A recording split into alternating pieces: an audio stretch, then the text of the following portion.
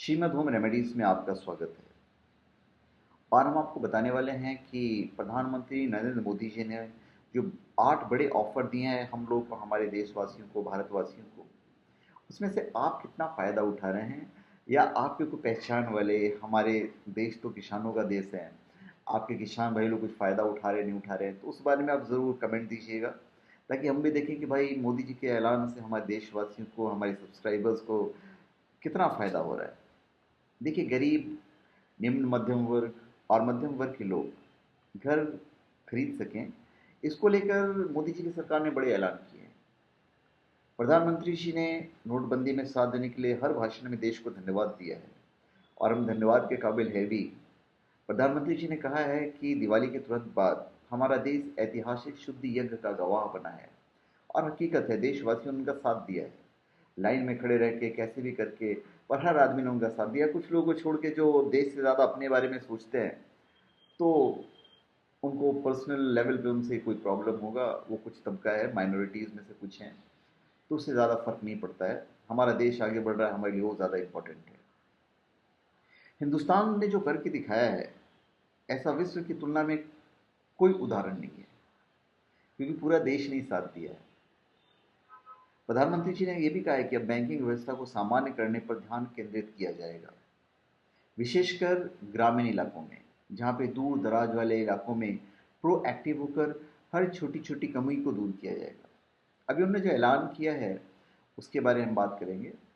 प्रधानमंत्री ने किसानों को राहत देने का ऐलान किया है। डिस्ट्रिक्ट कोऑपरेटिव, सेंट्रल बैंक और प्राइमरी सोसाइटी से जिन किसानों ने खरीफ और रबी की बुआई के लिए कर्ज लिया था, उस कर्ज के 60 दिनों का ब्याज सरकार देगी। ये पैसा किसानों के खातों में ट्रांसफर किया जाएगा।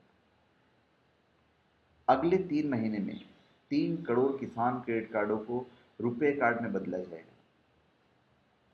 प्रधानमंत्री ने छोटे कारोबारियों को राहत देने हुए ऐलान किया है कि अब तक के 1 करोड़ तक के लोन को कवर किया जाता था, अब 2 करोड़ तक के लोन को क्रेडिट गारंटी सरकार लेगी।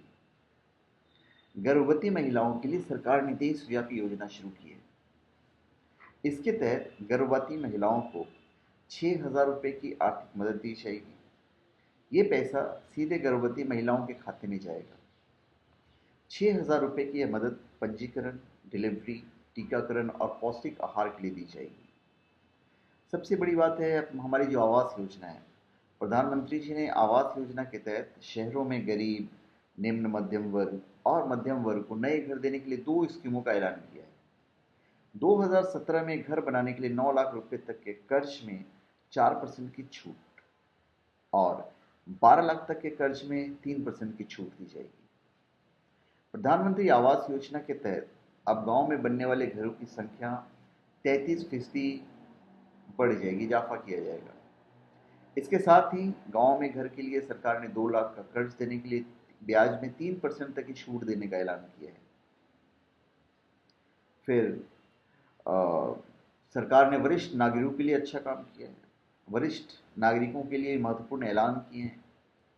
7.5 लाख रुपए तक की राशि पर 10 साल तक के लिए सालाना 8% की ब्याज कर दी जाएगी। ये सीनियर सिटीजन हर महीने लेके जा सकते हैं। प्रधानमंत्री ने कहा है कि देश में डिजिटल लेन देन को लेकर काफ़ी सकारात्मक माहौल दिख रहा है। डिजिटल पेमेंट को बढ़ावा देने के लिए सरकार ने भीम ऐप का लॉन्च किया है और उन्होंने मतलब कहा है कि देश के युवाओं से कहा है, व्यापारियों से कहा है, किसानों से आग्रह किया है कि भीम ऐप से ज़्यादा जुड़ें और लोग जुड़ रहे हैं धीरे धीरे। अभी 8 नवंबर को जो हमारे प्रधानमंत्री जी ने नोटबंदी का ऐलान किया था, उस ऐलान के तहत 500 और 1000 के नोट बंद कर दिए गए। पुराने नोटों को बैंक में बदलवाने और जमा करने का ऐलान किया गया। 2000 और 500 के नोट बंद जारी किए गए। बैंक से कैशलेस निकालने की सीमा हफ्ते में 24,000 कर दी गई। एटीएम से पहले 2000 निकालने का आदेश हुआ था, अब 2500 निकाल सकते हैं। इन सबसे बड़ी खास बात यह है कि 50 दिन में 64 बार नियम बदले गए हैं। पुराने नोट अब नहीं लिए जाएंगे, रिजर्व बैंक में कुछ शर्तों पे जमा किया जाएगा।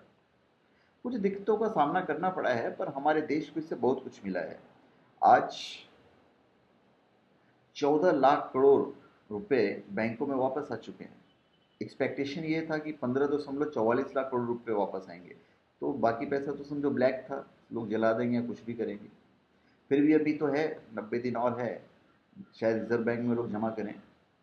तो नोटबंदी के 50 दिनों में 770 करोड़ से ज़्यादा कैश बरामद किया गया। सबसे बड़ी बात यह है कि इसमें 100 करोड़ से ज़्यादा रुपए तो 2000 वाले नोट थे।